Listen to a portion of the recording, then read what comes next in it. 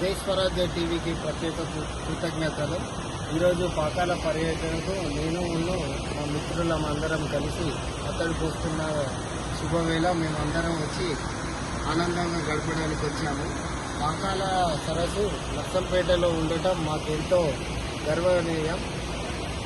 విదేశాల్లో ఉండేవాళ్ళు, ఇతర రాష్ట్రాలలో ఉండేవాళ్ళు, పర్యాటకులందరూ మీరు ఇక్కడికి వచ్చి ఈ పాకాల సరస్సును తిలకించవలసిందిగా కోరుకుంటున్నాము. ఇక్కడికి వస్తే గంటల వ్యవధి మీకు క్షణాలలో అయిపోతుందండి.